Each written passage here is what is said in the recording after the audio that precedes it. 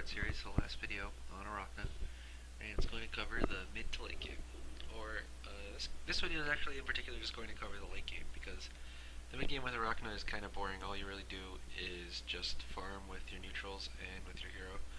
So we are going to enter into the late game. I've actually just picked up a double damage. This game's going pretty close.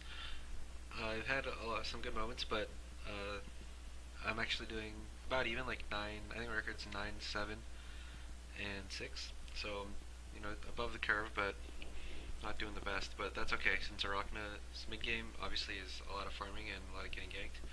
And late game, she kind of pops out and just starts killing everything, like you see here. Here I actually played that horribly, since I used my Shrunken Head after all the magic damage is already dealt, so I took a lot of unnecessary magic damage, or wasted my Shrunken Head, one or the other. But the fight still went well since I had double damage, and our team was in position.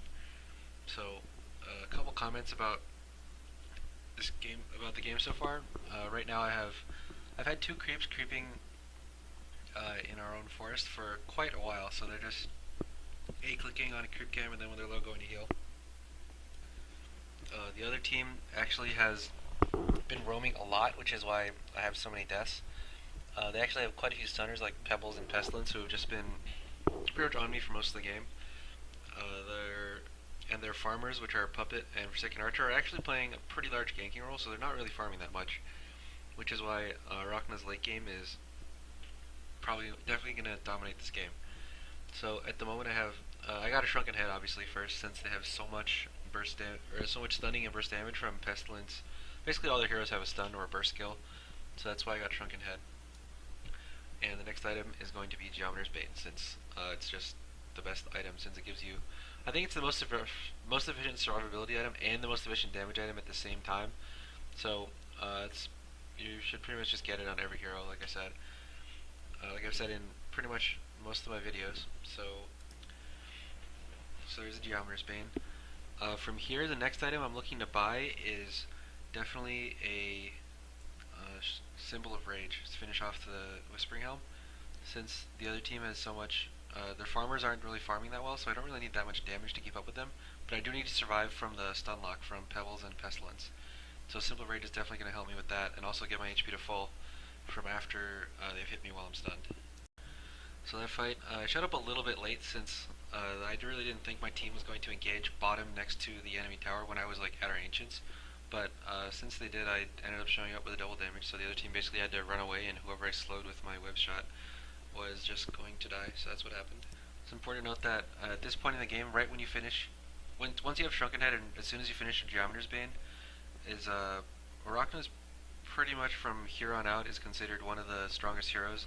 Gonna be one of the strongest heroes like on your team or on their team, since obviously no magic damage heroes can fight her, since she has Shrunken Head, and since you have Geometer's Bane, it's gonna be hard for a physical based hero to fight you as well.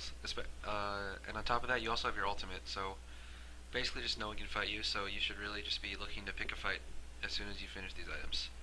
Before then, if you have Shrunken Head, you can like pick a fight with a caster hero if they are like close to you. I wouldn't really go out of my way to gank them, but you still might be a little weak to like physical based heroes like Flint Beastwood or Forsaken Archer, for instance, for this game, and Pestilence, since they can still affect you through Shrunken Head. But if you run into like a squishy caster just in the forest or something, or in the river, then feel free to just turn on Shrunken Head, use your ultimate, and kill them. So here we're gonna not push the base, since I think we're down like 2 or 3 people. There's only like 2 of us, and the entire Legion team is just spawned. So we're not gonna push. We're not gonna rush it. On top of that, a good reason to not like ever just rush a push when you have Arachna, or especially when you're playing Arachna, is because Arachna has one of the best, if not the best, late games in the game. So it's really pointless to just try to end a game when you don't have to. Obviously, if you want to like save time or make sure none of your allies mess up and randomly lose the game, then you can push middle to end it. But you really just have no pressure to like push and end the game, since Arachna is just so good in the late game that the longer the game goes, the more powerful your hero is probably going to be. So a lot of the time pushing is going to be, you want to push a lot less often when you have Arachna on your team, than when you don't have Arachna on your team. One thing you do want to do when you have Arachna on your team is do Kongor. Since I've just finished my Symbol of Rage, it's going to be almost impossible for the other team to engage us outside of their base. Since anytime they fight us, I'll just turn on all my items and just kill everything. Since with Shrunken Head and Symbol of Rage on, they can't really damage me, and with my web shot, they can't really run from me.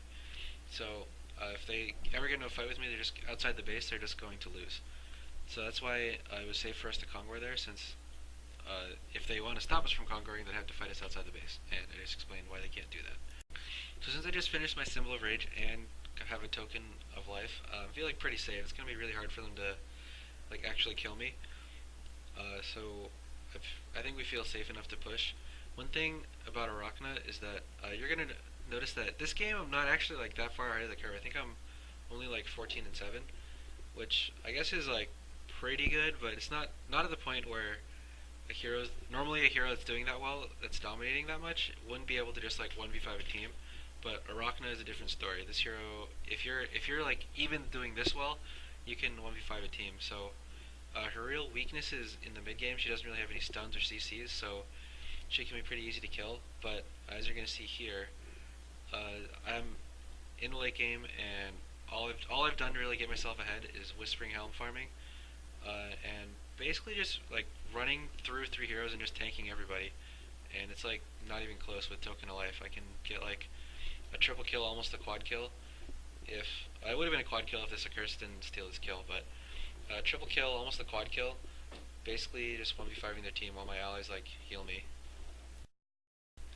So basically all you have to do with Arachna is just not lose the game in the first 30 minutes and keep up with your farming with your Whispering Helm creeps. And once it gets this late in the game, the other team can't really do anything. You're just so far ahead since you're playing Arachna and you've been getting extra gold from your creeps in the forest that there's really nothing they can do. That fight, I even kind of played it wrong, since I used Shrunken Head to cancel Zephyr's ultimate when Zephyr's ultimate wasn't really that important. What I should have used Shrunken Head to do was combo with my Symbol of Rage and stop stuns from Pestilence and Pebbles from stopping my Symbol of Rage.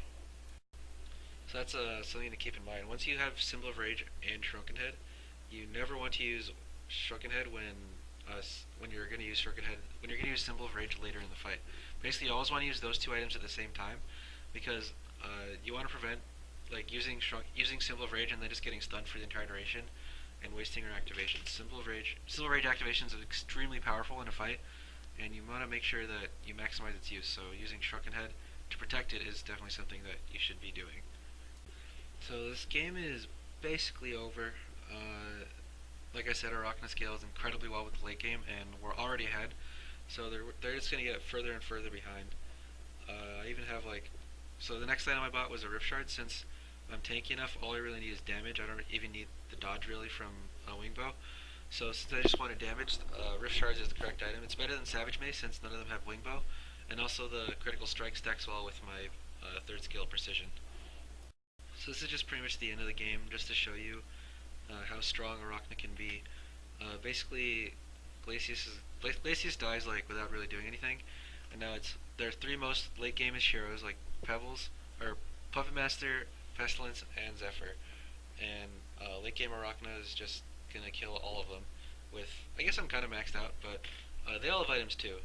Really just you turning on all 3 of my items and 1v3ing, and there's really nothing at all that they can do to stop it. So Arachna is a really, really good wrecking force in the late game, and I recommend you to play her if you are one of those people that likes to play super long games and just farm up and carry at the end. So that about does it for this guide. I guess one thing that I'm going to come out with a video for soon is creeping with neutral creeps, since I kind of touched on it in this series, but didn't go into as much detail as I wanted to, so be on the lookout for that. Once again, this is Yoda from Team Evil Geniuses, bringing you this video with Nerdstomper.com. Thanks for watching.